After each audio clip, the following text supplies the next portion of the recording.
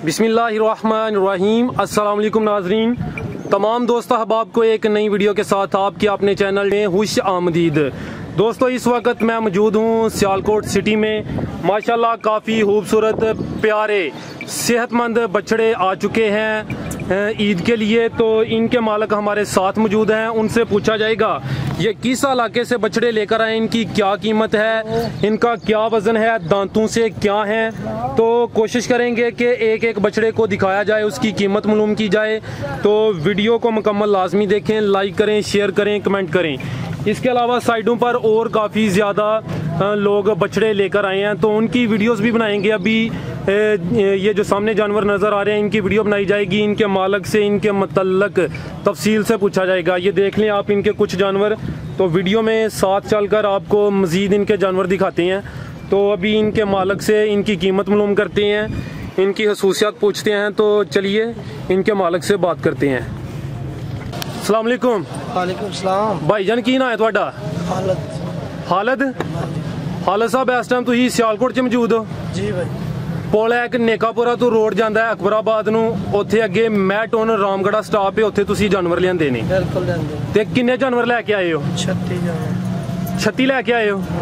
थोड़ी उच्ची बोलो ताकि आवाज तुहाडी सही आए। हाँ जी, हाँ जी। ते सर केड़ी नस्ल दे जानवर लैके आए हो तुसीं? प्योर देसी साहिवाल सारे मुकम्मल ने, प्योर देसी जानवर। ते केड़े इलाके चों लैके आए हो? चीचावत नहीं तो अड्डा दाद फ्ताना। ते यह दसो कि तुसीं चीचा वतन तो जानवर सियालकोट लैके आए हो, इस तो पहले भी सियालकोट लैके आंदे हो कि पहली दफा लैके आए हो? 20 साल हो गए सियालकोट में। सियालकोट रेट सही मिल जाता है? रेट सही कि वैसे ही तलक वाले बंदे ने अच्छा चाहत ली आई था। ठीक है। अच्छा, यह दस्सिओ कि तुहाडे कोल माशाल्लाह देसी ते साहिवाल नस्ल दे जानवर ने, ते इन्हां नूं तुसीं केड़े चारे ते तैयार कीता है? सब्ज़ चारा खल वंडा देंदे रहे हो कि फीड वगैरह भी खवांदे रहे हो? स्पेशल करा जी चने दा वंडा। अच्छा, स्पेशल करा चने दा वंडा, वो तूड़ी पाई दी, चोकर पाई दा, वो नाल पाई दा। अच्छा, यह दसो कि तुहाडे कोल किन्नी रेंज दे जानवर ने, कम अज कम किन्नी कीमत है ते ज्यादा तो ज्यादा किन्नी कीमत है?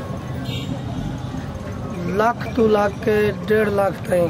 अच्छा, 1,25,000 ताईं, 30 ताईं, 1.5 ताईं। ठीक है। 2 ताईं। आ थोड़े जानवर दसो अपने जेडे लैके आए हो ना, इन्हां दी कीमतां दसो। है जेड़ा सामने जानवर नजर हुंदा पिया, यह केड़ा देसी है? प्योर देसी है। ते इहदी किन्नी कीमत है? 1,60,000। 1,60,000 दा जनाब है जेड़ा सामने सफेद रंग दा बच्चा नजर हुंदा पिया, उसदी कीमत 1,60,000 है। ते यह दसो कि दंदां तो की ये दोंदा है कि चोगा है? दोंदा। तुहाडे सारे जानवर दोंदे ने कि कुछ चोगे भी ने? दोंदे। यह जेड़ा सामने नजर आ रहा ब्राउन कलर दा, अदी किन्नी कीमत जे? ये हैगा जी 1,40,000। अच्छा, अभी दोंदा है? अदा किन्ना क वजन होएदा? वजन होना 5 मन। 5 मन, माशाल्लाह। ठीक है। इस तो अलावा और भी जानवर दसो जेड़ा तुहाडे सेहतमंद जानवर ने अच्छे, वो जरा वहाओ सानू पहले, फिर छोटे जेड़े ने कम कीमत वाले वो भी वहाने आ। माशाल्लाह काफी ज्यादा जानवर आ चुके हैं सियालकोट जनाब। जानवर देख लो कैसे अपने सोने। ते जानवर तुसी अज ही लैके आए हो? दोस्तों, ए भाई हरी चीचा वतन तू सियालकोट जानवर अज लैके आए ने। जानवरां नूं थकावट होई है ते हले उन्हां नूं चारा वगैरह उन्हां ने पाया है, ते तां वास्ते थोड़े कमजोर नजर हुंदे ने पे। अच्छा, पानी वगैरह नहीं पिलाया? ठीक, इंतजाम नहीं है पानी का। अच्छा, माशाल्लाह बड़ा खूबसूरत तुहाडा बच्चा जेड़ा सामने सफेद रंग दा नजर आ रहा है। ते ए देसी है कि साहिवाल नस्ल दा जी? प्योर देसी है।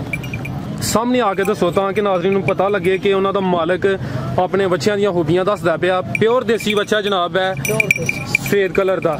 ते इहदी किन्नी कीमत जे? 2.5 लाख रुपए दा। 2.5 लाख फाइनल रेट है? क्या बात है जनाब। ते दंदां तो की जे है? 2 दंद। 2 दंद ने। वजन दा किन्ना निकल आएदा? 6.5 मन। ठीक है। और भी बच्चे भावा जेड़ा सामने नाल नजर हुंदा पिया, वो भी सेहतमंद बच्चा तुहाडा माशाल्लाह, वो भी भाव। ए तुसी क्या कि लेना नूं पानी वगैरह भी नहीं पिलाया? दी की वजह पानी क्यों नहीं पिलाया? है नहीं, अभी इंतजाम नहीं है पानी। अच्छा, हाले इंतजाम ही नहीं। तुहानू एहदा मतलब है काफी ज्यादा मसाइल भी आ रहे ने इत्थे? आ रहे हैं। ठीक है। आ दोस्तों, आ बच्चा वेख लो, थोड़ा मुकम्मल बच्चे नूं वेखो, फिर इहदे मालिक नूं पुछनी है की कीमत है इहदी। माशाल्लाह खूबसूरत बच्चे ने जनाब ना कोल। अच्छा भाईजान, दस्सिओ कि ए जनाब ਆ ਛੋਟਾ ਵੀ ਵਿੱਚ ਆ ਗਿਆ ਜੀ, ਇਹਦੇ ਬੱਚੇ ਨੇ ਜਨਾਬ ਹੈ। ਇਹ ਜੀ ਆ ਖੁੱਲੇ ਵਾਲੇ ਨੇ। ਅੱਛਾ ਠੀਕ ਹੈ। ਅੱਛਾ ਭਾਈ ਇਹ ਦੱਸਿਓ ਕਿ ਇਹਦੀ ਕਿੰਨੀ ਕੀਮਤ ਜੇ? 2 ਲੱਖ ਰੁਪਏ। 2 ਲੱਖ ਹੈ। ਸਾਹੀਵਾਲ ਨਸਲ ਦਾ ਹੈ? ਪਿਓਰ ਦੇਸੀ ਆ। ਅੱਛਾ ਤੇ ਦੰਦਾਂ ਤੋਂ ਕੀ ਜੇ? 2 ਦੰਦ ਦੀ। ਠੀਕ ਹੈ। ਹੋਰ ਅੱਗੇ ਵੀ ਦੱਸੋ ਜਿਹੜੇ ਬੱਚੇ ਨੇ ਕੁਛ।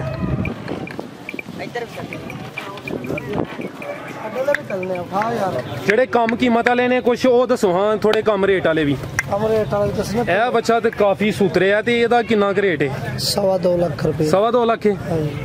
ਤੇ ਦੰਦਾਂ ਤੋਂ ਕੀ ਜੇ? 2 ਦੰਦ ਦੀ। 2 ਦੰਦ ਦੀ ਹੈ। ਸਾਰੇ 2 ਦੰਦ ਦੀ। ਤੇ ਵਜ਼ਨ ਕਿੰਨਾ ਕੁ ਇਹਦਾ? ਵਜ਼ਨ ਇਹਦਾ 7 ਮਣ ਤੱਕ। 7 ਮਣ ਹੋਏਦਾ। ਠੀਕ ਹੈ। ਇਹ ਜਿਹੜਾ ਸਾਹਮਣੇ ਵੀ ਇਹਦੀ ਕਿੰਨੀ ਕੀਮਤ ਹੈ? ਇਹ ਵੀ 2.5 ਦਾ। 2.5? ਠੀਕ ਹੈ। ਤੇ ਹੋਰ ਹੈ ਜਿਹੜੇ ਕੋਈ ਛੋਟੇ ਬੱਚੇ ਨੇ ਉਹ ਵੀ ਦੱਸੋ ਨਾ।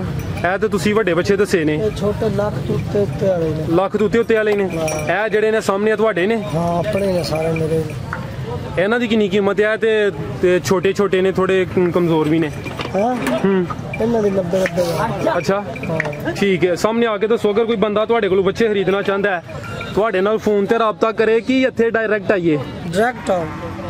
ਫੋਨ ਨੰਬਰ ਹੈ ਨਹੀਂ? ਫੋਨ ਨੰਬਰ ਵੀ ਹੈ। ਫੋਨ ਨੰਬਰ ਵੀ ਬੋਲ ਦਿਓ।